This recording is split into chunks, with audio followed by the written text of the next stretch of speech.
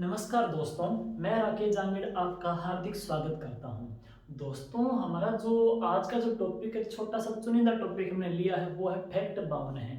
तो ये टॉपिक सुनने से पहले आपसे एक गुजारिश है कि आप अपने इस चैनल को आप शेयर कर दीजिए, सब्सक्राइब कर दीजिए, ताकि जो भी फैक्ट हैं, जो भी न्यू अपडेट है, आपको टाइम टाइम पे मिलती रहे। तो लीजिए दोस्तों, हम शुरुआत करते हैं। फैक्ट जो 52 है दोस्तों, सुनिए।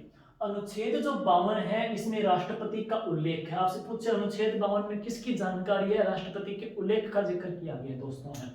नेक्स्ट इसके बाद देखिए, बाला दुर्ग। तो दोस्तों, ये जो बाला दुर्ग है वो अलवर में है, और इस दुर्ग को दोस्तों कहा जाता है 52 दुर्गों का लाडला किला है। तो बाला दुर्ग दोस्तों अलवर में है, इसे 52 दुर्गों का लाडला दुर्ग भी कहते हैं। एक प्रश्न तो ये है। दूसरा क्वेश्चन दोस्तों, कि बाबर एक रात के लिए ठहरा था, वो किस दुर्ग में ठहरा था दोस्तों?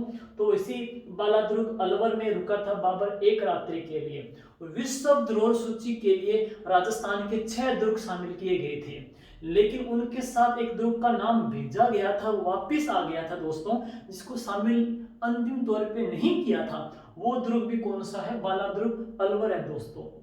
अगला है बटनेर दुर्ग, ये दोस्तों हनुमानगढ़ में है, और इस दुर्ग की विशेषता है कि ये दुर्ग 52 बीघा में फैला है। तो 52 बीघा में विस्तारित जो दुर्ग है दोस्तों, वो कौन सा है? बटनेर दुर्ग है। नेक्स्ट दोस्तों है 52 स्तंभ। दादू जी एक संत हैं। दादू जी के कुल 152 शिष्य थे, लेकिन उनके 100 शिष्यों को एकांतवासी कहते थे, और 52 शिष्यों को इनका 52 स्तंभ कहा जाता है। तो 52 स्तंभ दोस्तों दादू जी के हैं। और प्रमुख साहित्य की 3 विधा है बावनी। तो आपसे पूछे, किरतार बावनी किसने लिखी थी दोस्तों? किरतार बावनी दुर्सा आडा ने लिखी थी। ये दोस्तों वही दुर्सा आडा है जोधपुर के, जिनकी 108 मण की पित्तल की प्रतिमा है, वो अचलगढ़ दुर्ग सिरोही में है। इन्होंने विरुद्ध छत्री भी लिखी है, इन्होंने किरतार बावनी भी लिखी है। और दोस्तों, कहा जाता है कि अकबर को महाराणा प्रताप की मृत्यु का समाचार एक मार्मिक ख्यात टाइप में सुनाया था, वो दुर्सा जी आडा ने ही सुनाया था, जिसको सुनकर के अकबर भी है वो रोने लग गया था। नेक्स्ट दोस्तों, दातार बावनी। ये दातार बावनी दोस्तों लिखी है बांकीदास ने। ये बांकीदास जोधपुर के महाराजा मान सिंह के दरबारी विद्वान थे, और बांकीदास ने दातार बावनी भी लिखी है, और बांकीदास ने बांकीदासरी ख्यात भी लिखी है। तो दोस्तों, आयो राज अंग्रेज रो मुल्क रा ऊपर इस रचना का जो वर्णन है, जो लेखन है, वो बांकीदास जी ने ही किया है। अगला सुनिए, स्वतंत्र बावनी। दोस्तों, स्वतंत्र बावनी है जो रचना है, वो लिखी है जैसलमेर के तेज कवि ने है, और उन्होंने स्वतंत्र बावनी लिख करके महात्मा गांधी को इन्होंने 1942 जो अपना आंदोलन पढ़ते हैं उसके तहत भेंट की थी। और राजस्थान की कला संस्कृति की एक नाटक आता है रम्मत है, और रम्मत की जो शुरुआत होती है दोस्तों, वो इसी स्वतंत्र बावनी से ही मानी जाती है। अगला सुनिए, आरजे जो 52 है, परिवहन जो कोड पूछते हैं, आरजे जो 52 है, वो दोस्तों शाहपुरा जयपुर का ही है। नेक्स्ट सुनिए, मानसिंह। मानसिंह प्रथम। मानसिंह प्रथम ने इन्होंने मुगलों की कुल कितने साल तक है सेवा की थी? तो 52 ईयर्स है, 52 साल तक सेवा की थी दोस्तों। अगला सुनिए, मालदेव। मालदेव जिसको 52 युद्धों का विजेता कहते हैं, हसमत वाला राजा कहते हैं, और पश्चिमी राजस्थान में जो 18 दुर्ग बनाए थे दोस्तों, वो इसी मालदेव ने ही बनाए थे। इसे 52 युद्धों का विजेता कहते हैं। गौर से सुनिए, 32 युद्धों का विजेता राणा सांगा है, जबकि 52 युद्धों का विजेता है वो मालदेव को कहा जाता है।